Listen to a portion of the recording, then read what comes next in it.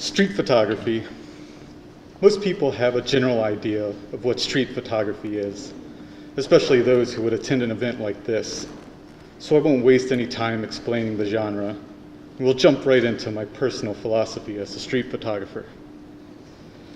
The celebrated conflict photographer Robert Capa once said, "If your photographs aren't good enough, you're not close enough." This is advice that I may have taken too seriously. I strongly believe that street photographs should be taken as close as possible. Most of the time, my photographs are taken within 1 to 3 feet. I do this in an effort to capture a pure reaction from my subjects, a scream, a look of confusion, anger, apathy, surprise, anything but a canned bullshit smile. People change when you put a camera in front of them. They put on a fake smile, or start to feel self-conscious. But when you ambush your subject, you get to capture a raw human interaction. Interaction being the key word there. I never hide that I'm taking your photograph. My subjects are very aware of what is happening, and I want to share that interaction with those who view my work. So let's move to the viewer. I'll never tell anyone what to think of my work. I want your reaction to my images to be as pure as those that my subjects give me. I won't even give a photograph a title because I'm afraid that will alter your perception of the piece. Is my work pointless? Yes. Is it inspiring? Yes. Is it voyeuristic? Yes. Is it exploitative? Yes. Every possible interpretation is absolutely correct if that is how you truly feel viewing an image. One of my biggest pet peeves in photography is this perplexing trend where artists are trying to tell the viewer what to feel or think about an image. I'm going to jump on my soapbox for just a second and say, if you need to put a sappy quote under your photo, or interview your subject and write some clickbait sob story about how this human overcame some sort of generic hardship to make your work compelling, maybe you should spend a little more time working on your craft and less time in front of a keyboard. For several years, I struggled with the idea of how to exhibit my work to the public. I'm not a big fan of the gallery scene for several reasons.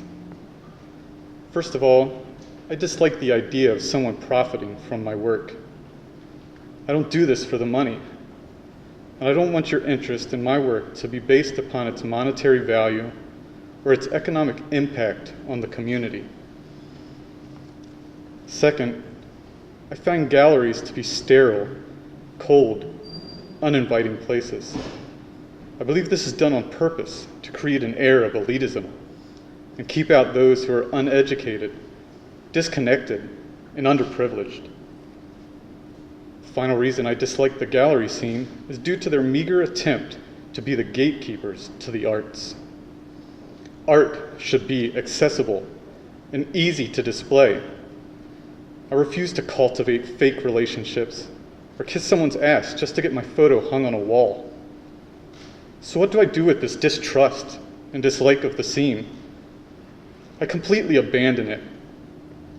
I employ guerrilla tactics to display my work in a way that makes it accessible to all and places the pieces in the environment in which they truly belong.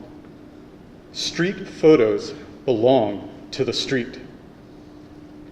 I create guerrilla galleries and tape my photos to light posts, sidewalks, signs, walls, any free space I can find to hang my work. I then let the piece marinate on the street. They decay and get washed out. Some are taken down. Who knows, maybe some are taken home.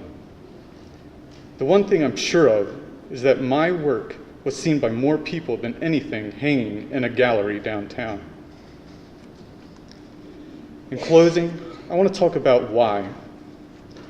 Why do I take all these photos of complete strangers? I have two very simple answers. First, I love the act of capturing these photographs. It's exciting and aggressive, and at times even dangerous. I love walking all day searching the sea of faces for the characters, the unique, the beautiful. the ugly, the haves, and the have-nots. From time to time, my subjects will unload a burden onto me. Like a gentleman in Lancaster who told me he was wandering the streets after finding his roommate dead from an overdose that morning, and he had no one to talk to about it. Sometimes I even get to engage in an argument, which, as odd as it may sound, I really enjoy. But most importantly, it's just fun. Do you remember when we were children, when we were all artists? The point was just to have fun and explore our creativity. Somehow, I've never lost this point of view on the arts. Finally, the main reason I do this is so that at the end of my life, I can look back at a body of work and say, I was here. We were here.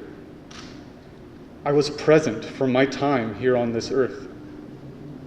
I paid attention, and I made a conscious effort to document my point of view for those who come after me.